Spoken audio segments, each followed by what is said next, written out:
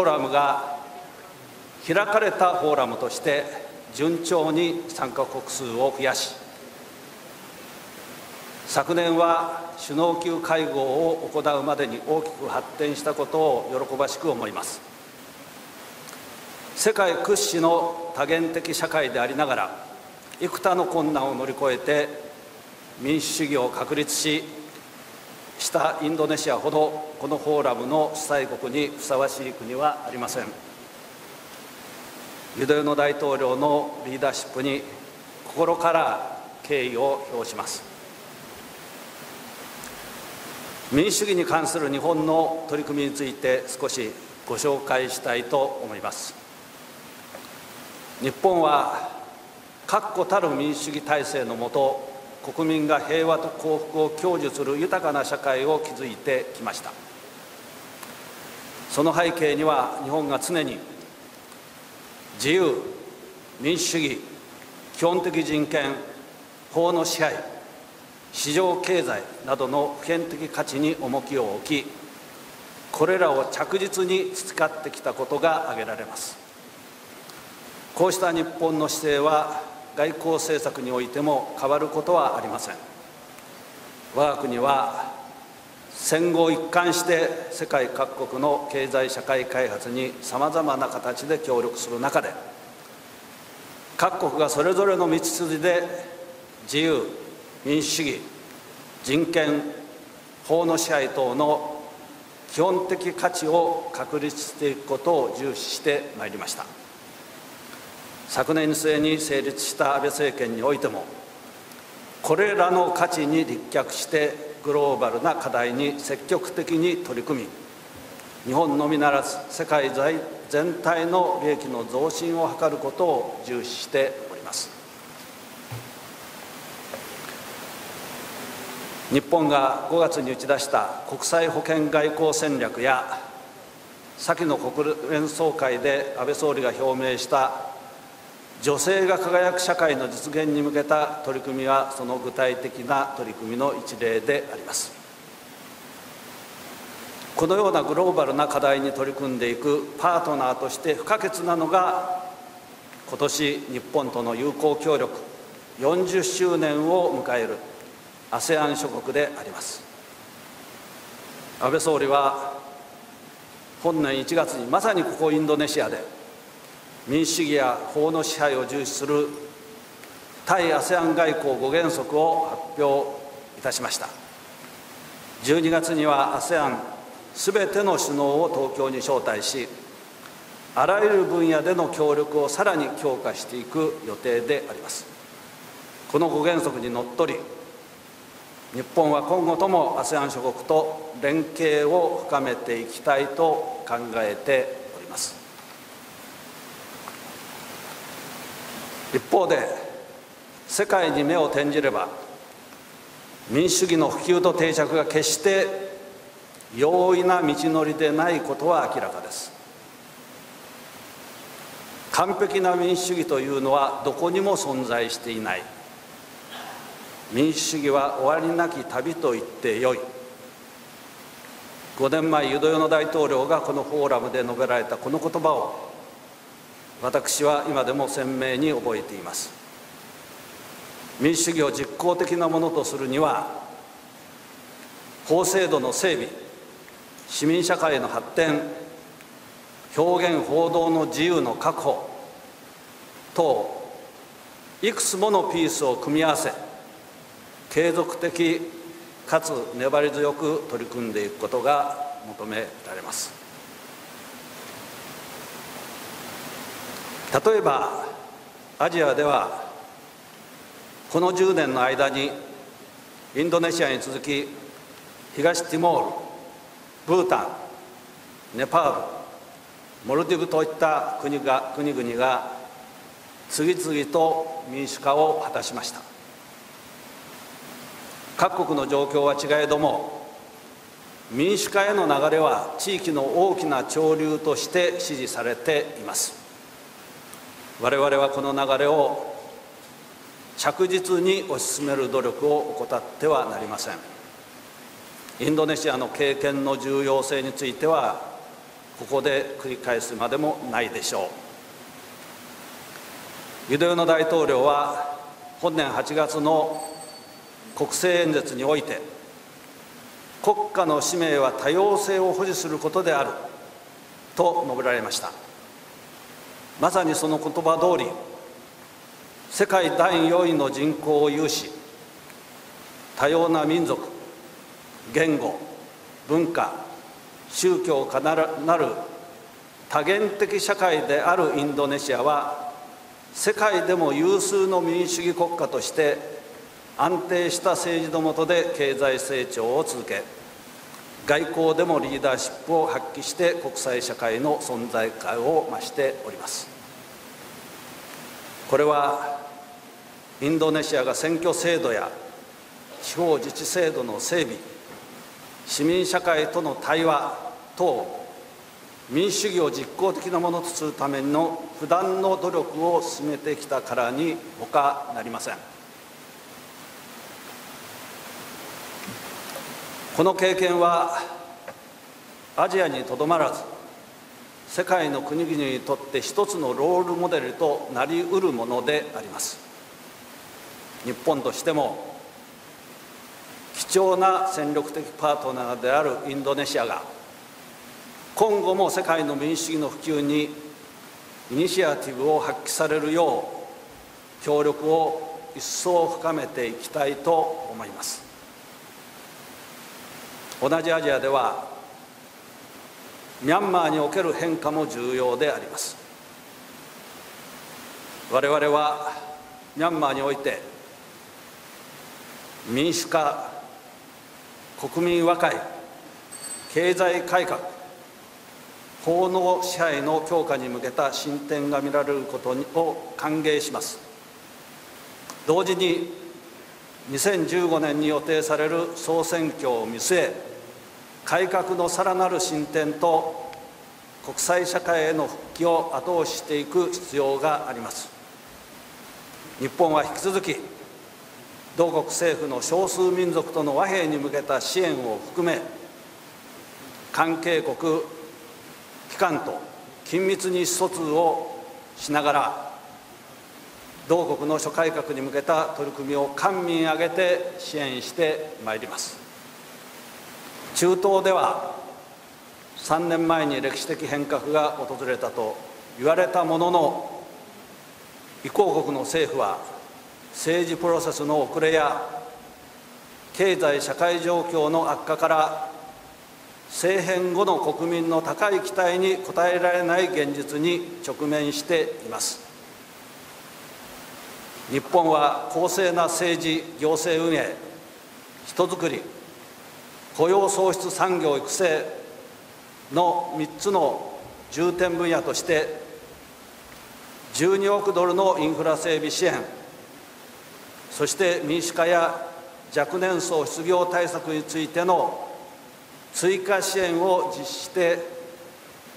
まいりました。現在、国際社会の最大関心事であるシリア情勢についても、先日の国連総会で安倍総理から6000万ドルの追加的人道支援を表明したところであります。この地域の安定に向け、今後も国際社会は支援を継続していかなければなりません。日本は国際的枠組みであるドービルパートナーシップの下で引き続き協力を進めていきます。また、経済的繁栄の下、地域の平和と安定を実現してきたアジア諸国の経験を中東諸国と積極的に共有していきたいと考えます。日本は東アジア諸国の発展の経験を生かして、中東和平の実現に貢献すべく CPAT、パレスチナ開発のための東アジア協力会合を立ち上げました。来年には第2回閣僚級会合がインドネシアの主催で開催されます。こうした枠組みも活用し、今後もインドネシアをはじめとするアジア諸国と連携しながら、中東諸国の民主化に向けた支援を続けてまいります。ここで冒頭述べましたグローバルな課題への取り組みの一つとして、日本が力を入れている女性が輝く社会の実現についてご紹介したいと思います。私は民主主義の普及を支える力としての女性のさらなる活用が不可欠と考えます。日本は女性の社会進出を進め、その能力開発を行うこと、女性を対象とした保健医療分野の取り組みに注力すること、そして紛争下の女性の権利侵害の防止と権利の保護、この3つの柱を立て、今後3年間で30億ドルを超す ODA の実施を表明しました。日本はあらゆる分野で女性の力を育て、生かすことに焦点を当てた支援を強力に推進し、今後も日本国内でも、また紛争や貧困に直面する国々においても、女性がますます輝く社会を作り上げていきたいと考えます。この意義あるフォーラムが今後もさらに発展していくためには、参加国の協力が不可欠です。日本は2009年以来、公正な選挙がアジアで根付くよう、各国の選挙実施に携わる方々を日本に招待し、民主主義や日本の選挙制度について研修を行う選挙訪問プログラムを実施してまいりました。このプログラムの継続を含め、今後も本フォーラムのますますの発展のために助力を惜しまない考えであります。日本として今後もアジアをはじめ世界各国の民主化をさらに後押ししていくべく、 ASEAN や地域の各国の皆様と力を合わせて貢献していく決意をここに改めて申し上げて、私のスピーチを締めくくりたいと思います。ご清聴ありがとうございました。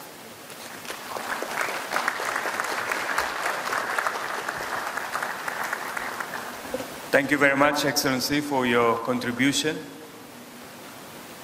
I now have the honor to invite the Honourable Julie Bishop, the Minister for Foreign Affairs of Australia.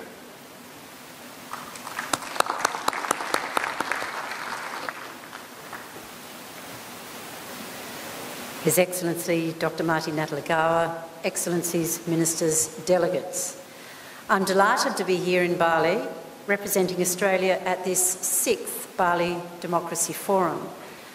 Under His Excellency President Yudhoyono's leadership, the forum has emerged as the premier meeting of leaders and ministers to specifically discuss the challenges and opportunities presented by democratic government. It is only fitting that Indonesia, one of the world's largest and most vibrant democracies, is the home of this forum. Australia is pleased to have been a co-chair of the inaugural forum in 2008, just as we are proud to support its work through the Institute for Peace and Democracy, which I had the pleasure of visiting yesterday upon my arrival in Bali. I was deeply impressed with its body of work, both achieved and proposed. It is a credit to Indonesia and to President Yudhoyono that we have representatives here today from such a broad cross-section of nations. Clearly, this year's theme of consolidating democracy in pluralistic societies is one that resonates far beyond Indonesia or indeed Australia. It reminds us never to take our democratic cultures for granted.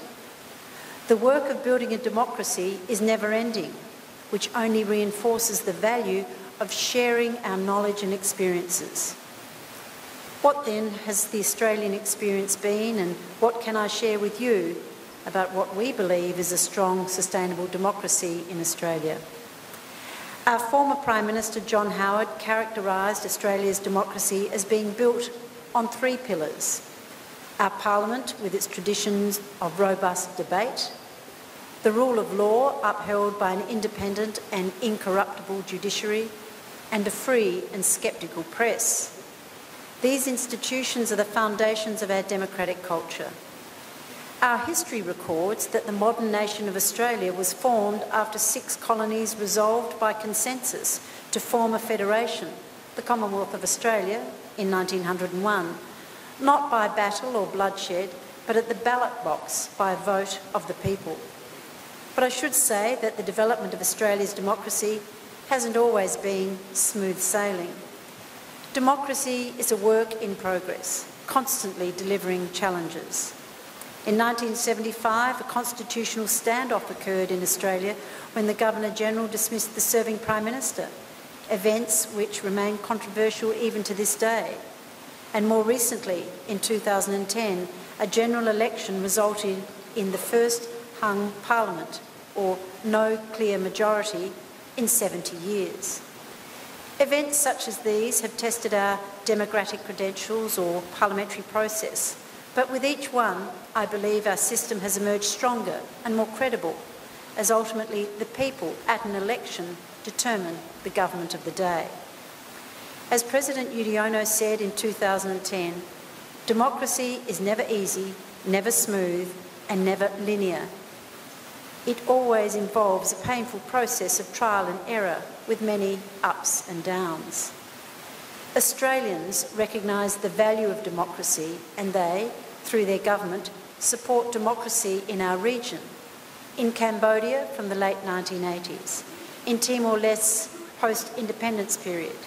through the Regional Assistance Mission to the Solomon Islands since 2003, and through our support for democracy in Myanmar. These efforts are varied in character, but not in purpose.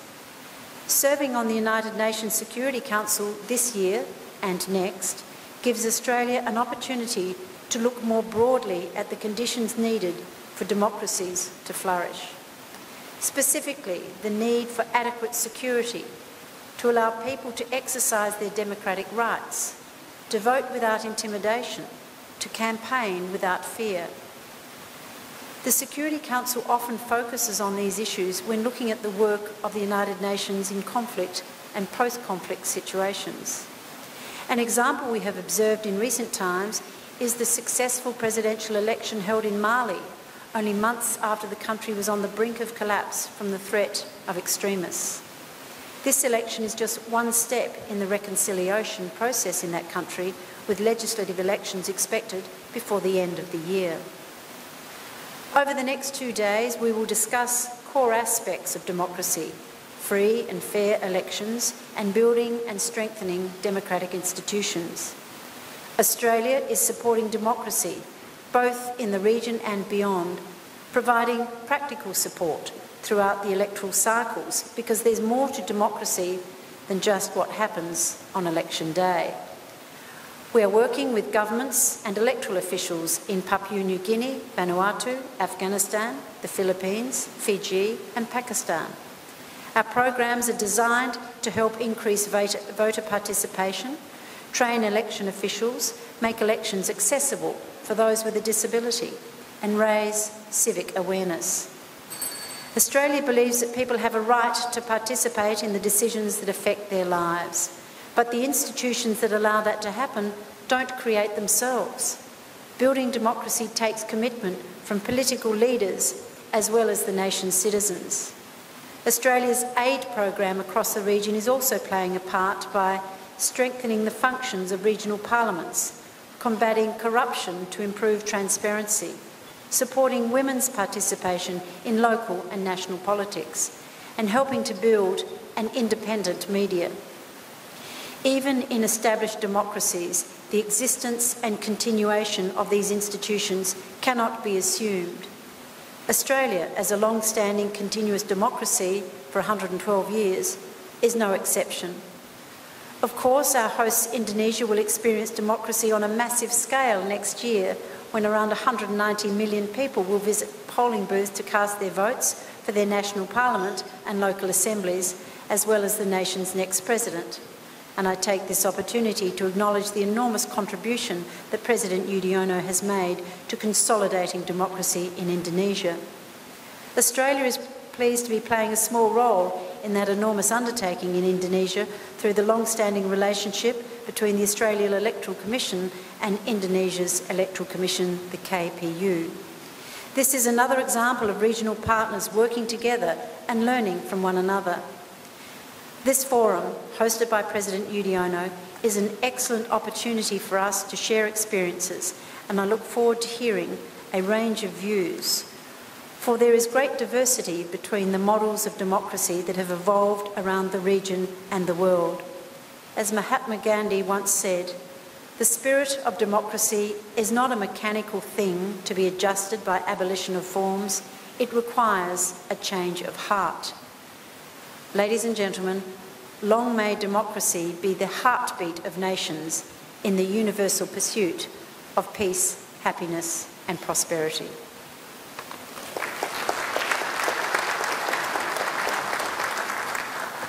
Thank you very much, Minister Julie Bishop, for your contribution. I now have the honor to invite our colleague, His Excellency Mr. Elmar Mamadiyarov, the Minister for Foreign Affairs of Azerbaijan.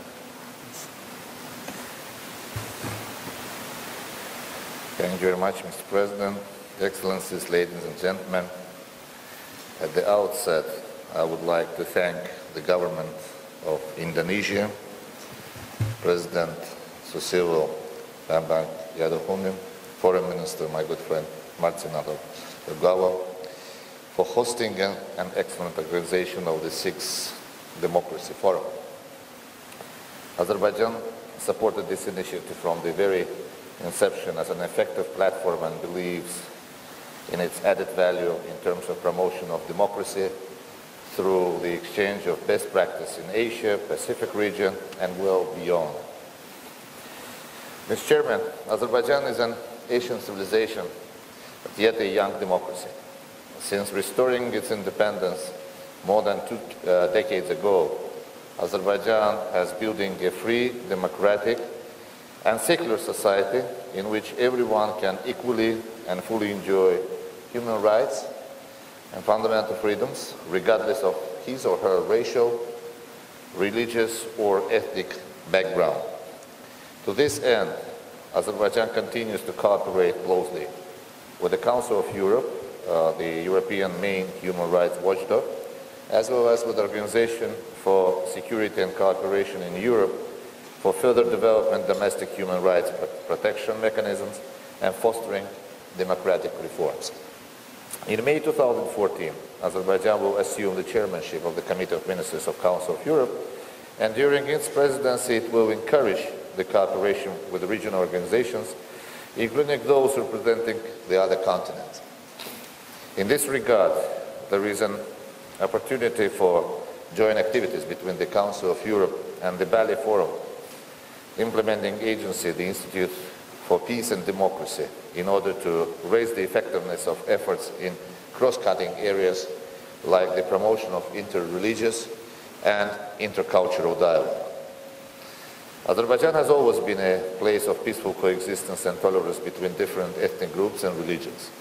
As a bridge between East and West, also active member of the Group of Friends of the Alliance of Civilizations,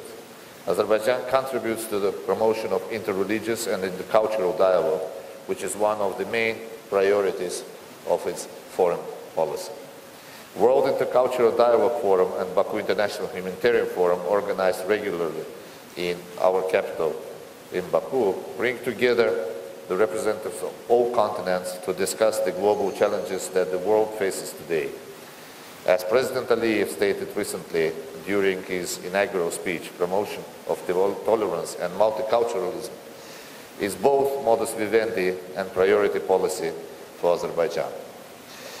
Mr. Chairman, we in Azerbaijan believe that